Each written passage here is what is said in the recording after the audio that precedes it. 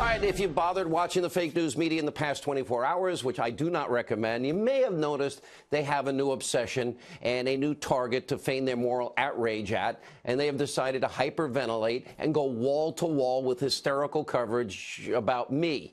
Now, the media in this country has zero credibility. We have known this for over a decade. You know, we've been exposing the media for what they really are. They are frauds, they are partisan hacks, and frankly, nothing more than extension of the Democratic Party, all things liberal, and pretty much all they do is parrot liberal political talking points and, of course, attack President Trump 24/7, all in an attempt to damage, delegitimize his presidency. So naturally, when people dare to tell the truth about the president and his accomplishments and report on what is the biggest abuse of power scandal in American history, yeah, I'm not surprised I become a 24/7 target. The media wants to tear this president down. That's what they want. They hate conservatism. They hate anybody that dares to challenge their rigid, radical, left-wing ideology. Now, all of this perfectly explains why they've been going so hard after me and just simply refuse to believe the truth that I told them. And by the way, it's not the first time they've done it to me and others, and it won't be the last. Now, thankfully, people are seeing what's happening. Other conservatives are calling out this massive double standard, this hypocrisy from the liberal media, and God knows these so-called journalists won't do it themselves. Earlier today, the king of talk radio, Rush Limbaugh, the great one, Mark Levin, both exposing what the liberal media is doing. Let's start with Rush. Here's what he said on his radio show earlier today. So let me tell you what this so-called attack on Sean Hannity is, what it really, really is.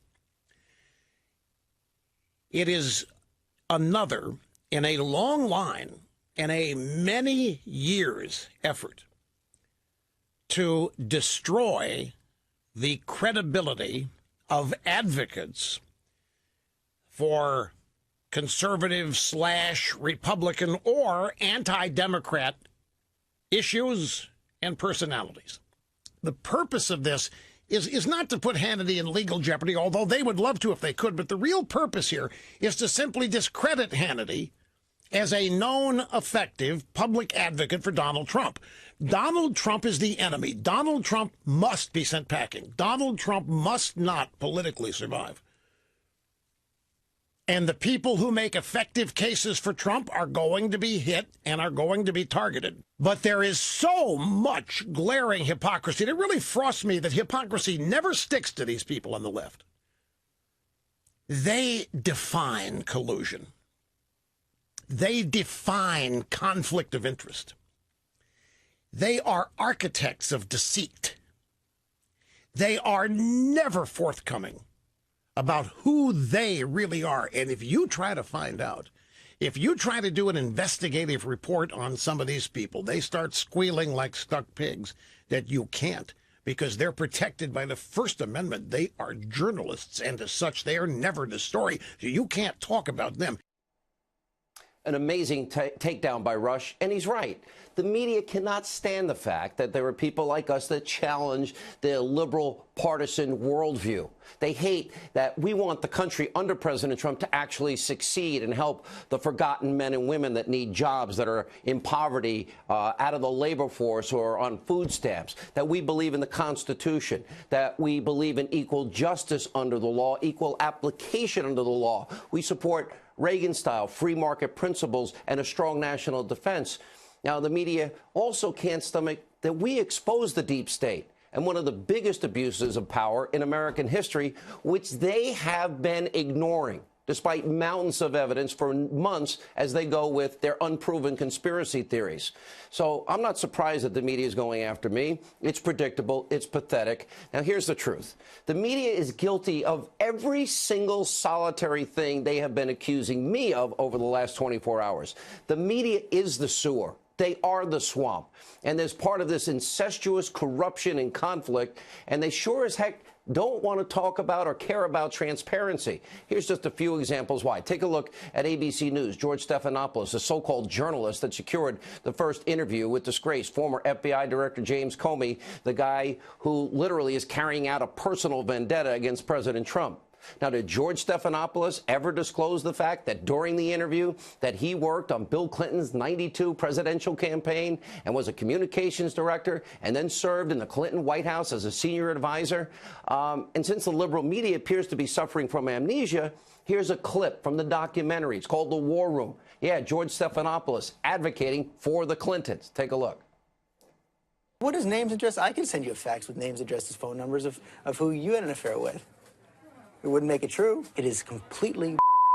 If you went on the radio and said that Bill Clinton is the father of an illegitimate black child, you would be laughed at. People would think you're crazy. I guarantee you that if you do this, you'll never work in Democratic politics again. Maybe you don't want to. I'm not saying it matters. You will be embarrassed before the National Press Corps. People will think, nobody will believe you, and people will think you're scummy. You'll be embarrassed. Never work in national politics again. Sounds like a threat. Did George Stephanopoulos reveal any of that before, during, and after the sit-down with Comey? Remind his audience? Or how about the fact that George donated $75 grand to the Clinton Foundation, which, of course, he didn't reveal to his viewers during an interview with Peter Schweitzer back in 2015? Stephanopoulos, he had to apologize after being exposed, but there wasn't wall-to-wall coverage over that. And all of it explains why Stephanopoulos put on the kid gloves and didn't ask James Comey the tough questions. Now, one thing is just a fact. I am honest about who I am and what my political beliefs are. I am an unapologetic conservative. I am a Trump supporter. I support Reagan economic policies and peace through strength. For example, where was the follow-up question when Comey admitted he didn't tell Donald Trump that Hillary Clinton paid for the unverified dossier, which, by the way, was used to get a FISA warrant to spy on an American? Watch this. Did you tell him that the Steele dossier had been financed by his political opponents? No. I don't even think I used the term Steele dossier. I just talked about additional material. But did he have a right to know that? That had been financed by his political opponents? I don't know the answer to that. It wasn't necessary for my goal, which was to alert him that we had this information. Oh, wait, George Stephanopoulos, he's a journalist, right? Well, why didn't he ask Comey to respond to the information in the Grassley-Graham memo that the bulk of the FISA application to spy on a Trump campaign associate consisted of the dossier that he didn't vet, that he had a legal obligation, an FBI protocol obligation to do? And why didn't Stephanopoulos ask if Comey lied to a FISA court and federal judges on 4 separate occasions by not revealing that the dossier was funded by Hillary Clinton and the DNC, whose finances she controlled? Why didn't Stephanopoulos ask Comey to respond to what his former deputy director, Andrew McCabe, said about the dossier? Without it, there never would have been a FISA application. And the list goes on. Now, Stephanopoulos, he lobbed up softball question after softball question, never challenged or pressed Comey. Why should he? He got the first interview. Why should he? He's friends with the Clintons. Then over there at Fake News CNN, you have Jake Tapper. Well, I'll just let the great one, Mark Levin, handle this part. Jake Tapper. Jake Tapper was a spokesman for Marjorie Margolis Mezvinsky, who is a congresswoman, or was, from the 13th Congressional District of Pennsylvania. Her son married Chelsea Clinton. I mentioned that, too. Does Jake Tapper ever mention that? No. Does Jake Tapper ever mention that he was a spokesman for Handgun Control, Inc.? No. Oh, so the Fake News CNN, did they ever disclose all of this when he hosted CNN's gun control town hall a few months ago? And I wonder if Jake is going to disclose all of this on a show tomorrow. I doubt it. Now, none of this should be surprising. Now, according to the Center for Public Integrity, back during the campaign, 96% of presidential campaign donations from journalists, they went to Hillary Clinton. You heard me right, 96%. Will all those people now come clean about their political contributions and their support for Hillary Clinton? Or what about, as WikiLeaks exposed, that top journalists from ABC, Bloomberg, CNN, MSNBC, the New York Times, many of these outlets, remember they dined at a key Clinton staffer's house right before Hillary launched her campaign, ate their food, drank their wine? If all those journalists did in fact attend, why didn't they tell you about it? Or how about these relationships? Does the media find these problematic? You got reports, Virginia Mosley, a senior vice president at CNN, married to Thomas Nides, who served as the Undersecretary of State for Hillary Clinton. We know Claire Shipman, reporter, ABC, married to former Obama White House press secretary Jay Carney, former Obama National Security Advisor Susan Rice. Her husband used to work at ABC News. Does the media find any of this troubling? This is only a small sampling of stuff I could bring up. Did they raise red flags about any of this? Then there is the epitome of the Washington, D.C. sewer and swamp, the dozens of journalists that went to work for the Obama administration. Media research pointed out the total number reached as high as 30. It got so bad that back in 2013, even the liberal Washington Post was forced to cover it and ask this question. So what to make of all the family ties between the news media and the Obama administration? Great question. The answer is nothing. No one in the media cared because their savior, the chosen one, Barack Obama, was president. But if a Fox News Channel contributor goes to work for the White House, God help us all. It was the highlight of these journalists' careers to suck up and defend Obama's disastrous record. They never vetted him, and they never told you how bad his achievements or lack thereof were 8 years later. The media doesn't care about truth anymore. They don't care about facts. They don't care about ethics. They don't care about holding themselves accountable. They have what is a clear, obvious liberal agenda, and they share a common goal with liberals in this country, the Democratic Party. They want to destroy the president. Now, we have showed you their reaction on election night. It was like a funeral. Their attacks against the president, it is getting more unhinged every day.